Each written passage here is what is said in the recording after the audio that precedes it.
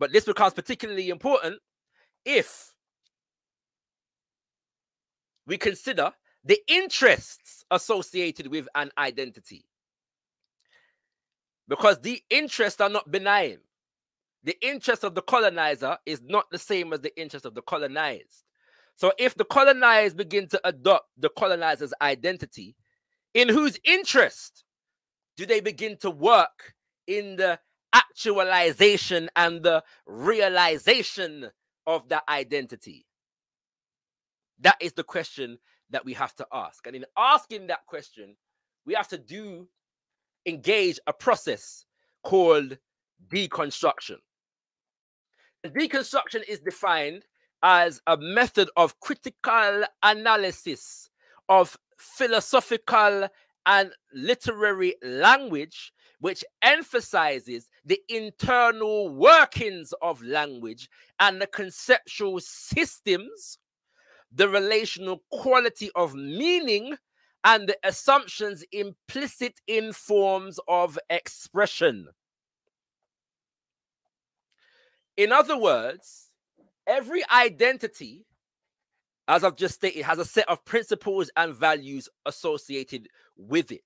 Those principles and values are a reflection of the unique history in the actualization of the existence of that identity. So there are certain assumptions inherent within specific identities and how they act in the world, how they function in the world.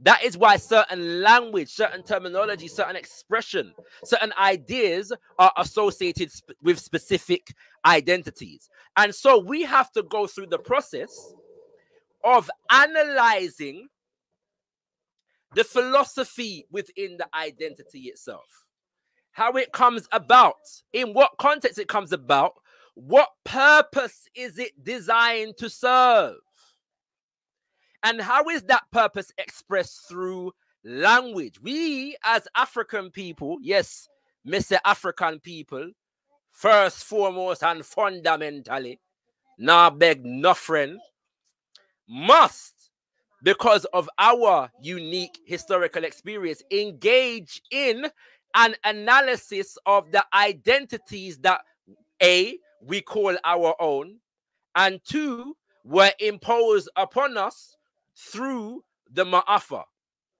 Yeah? And on that point, you notice that there's a couple words that I haven't defined. One, principally for the sake of time. One is African or African people, and the other is power. This is because as we go through the presentation, how we are defining African and power becomes apparent implicitly as we begin to deconstruct our identities and reconstruct our identity, if that makes sense. So pay attention to that. Yeah, for anybody wondering, but how come he didn't define African and he didn't define power? Yeah, that's the reason why. All right. I hope ones and ones understand that science. All right. So we now turn to this text. Yeah, a little known text, but a powerful text. Yeah, by an elder scholar who is not as well known as I believe he should be in our world African community and even in our Pan-African community. He goes by the name of Kwesi Pra, and I also have an interview with him on this platform, should you want to check it out. All right. Anthropological Prisms is the book, Studies on African Realities. So in order to assist us in deconstructing our reality and our identities as associated with our reality, we're drawing this text. And we're drawing this text principally because of the idea that is often espoused that Africa is a continent of 54 countries. That Africa, prior to being a continent of 54 countries, was a continent of warring tribes. The African people descend from groups of people whose only interaction with each other, or let's say predominant interaction with each other across recognized people groups referred to as tribes, was in the context of warfare, beef, disagreement, division, fracture, cannot get along. This is the impression that we are given from certain readings of history. Well, Baba Kwesi Pra helps us to deconstruct the analysis as it is imposed upon African identity or African identities. European expansion not only radically altered the historical mode of non-European societies, but also reconstructed and re-narrated the historical accounts of their societies before the European encounter. Today, the real problem is that too many of us, even in the non-Western world, have what? Adopted the blinkered Western perspective in our appreciation and understanding of our realities. We have what? Adopted the blinkered Western perspective in our appreciation and understanding of what? Our realities. We look at ourselves through Western eyes. Serious business this. He says, sadly and significantly, we open the post... Sorry, let me just explain this for a little piece more here. Because this is prior to colonialism now, right? He's saying that what colonialism did is actually rewrote the history prior to colonialism. And as a result, many peoples of the world, including we ourselves, began to fit ourselves into the colonial mode as the primary means of understanding ourselves. Yeah? So a couple of examples. One of them is the division of people groups, yeah, on the African continent specifically. And I don't mean on the level of tribe now. I'm talking on the level of terms like Hamite, Hamitic, Semite, Semitic, Nilotic, Bantu, yeah, and so on, Afro-Asiatic, yeah, and so on. All right. And it's funny to me that when the same people who tend to characterize African pre-colonial civilization with this tribal warfare characterization seem to also accept and adopt these larger people group identifications that are actually the product of Western European anthropological designations.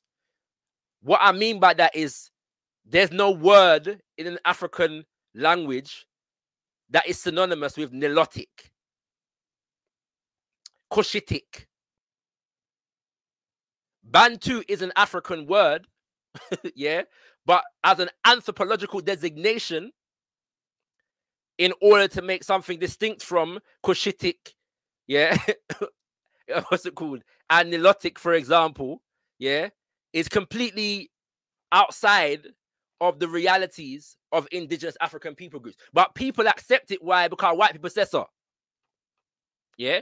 And so we have many Africans today who use terms like Nilotic and Cushitic, yes, in order to self-define.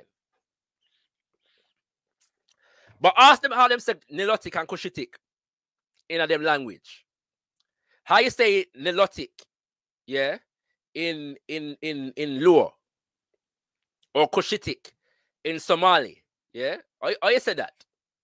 Yeah, is there does that concept exist indigenously among the people them? Yeah, and it don't exist. All right, okay, but we accept that though, right? And the same people that say African is not legitimate will also accept Cushitic and Nilotic and Afro-Asiatic and Hamitic, yeah, and all of these things.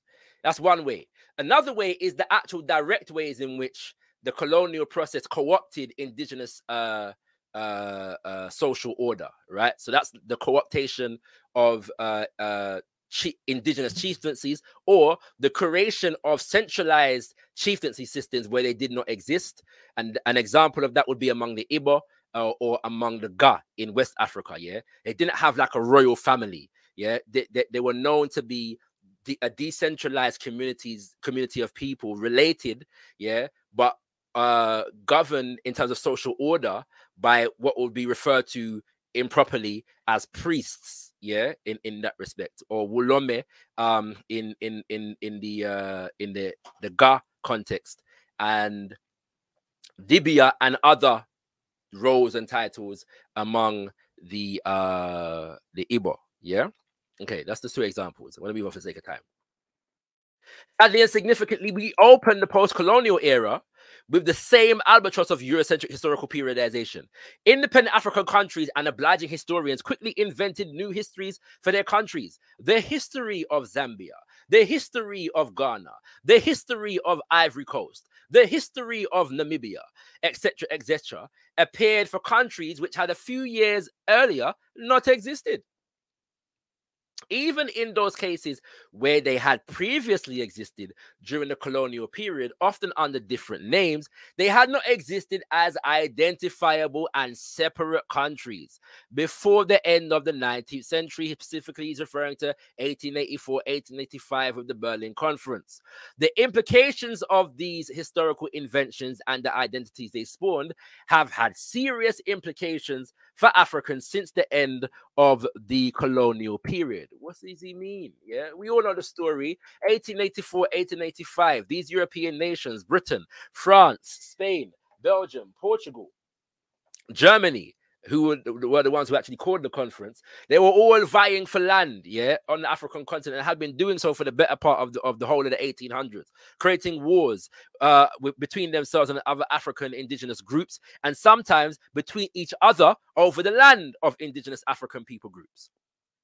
And so in 1884, 1885, Otto von Bismarck, yeah, called after relatively recently forming the nation of Germany, yeah, based upon it's what I got. Sorry, kings and queens, something's happened here. Based upon an identity that pre-existed the nation state, that the identity was realized, yeah, as the nation state of Germany. Forgive me, kings and queens. Let me just sort out this situation. Yeah, they called the Berlin Conference in 1884 and 1885. I'm not sure what is happening here. Something has completely gone wrong. It looked like the forces of COINTELPRO have attempted or are attempted to sabotage Shakara presentation. Yeah, some self-hating Negro has alerted the powers that be as to the nature of this presentation right about now. And okay, it looks like we'll get somewhere. All right. Hold on there. From current slide. Okay, hold on. Sorry, I need to share my screen again. 1 second. Sorry about this, kings and queens. We're getting there. Big up to Nama X in the building. And anybody else? Okay.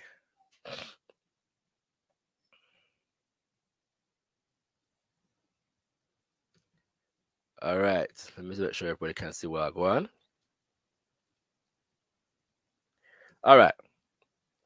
So yeah, so they cut up the African continent and created most of the borders that we see today. And we know that they cut between the different people groups. Yeah, so you'll find Ashanti in Ghana, or Akan in Ghana, in Burkina Faso, in Togo, you know, and in Cote d'Ivoire. Yeah, you'll find Yoruba in Benin, as well as Nigeria. There's Yoruba even in Sierra Leone. You'll find Luo in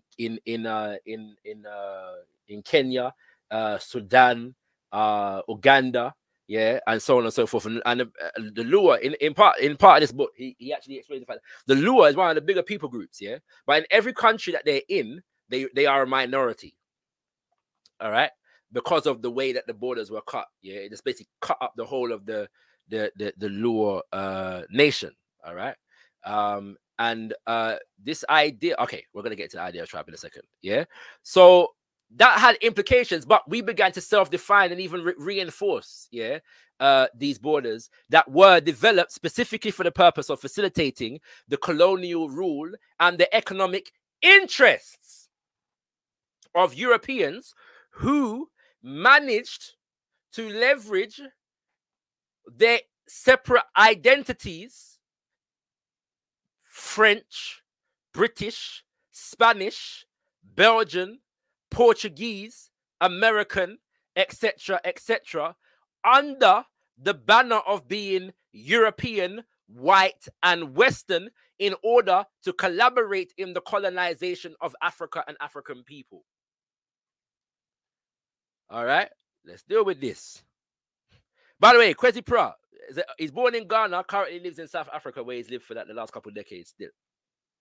Yeah, I'm saying that for a reason, which I'll elucidate later on. Yeah, this beautifully smiling African woman is Dr. Foluke Adebisi. Yeah,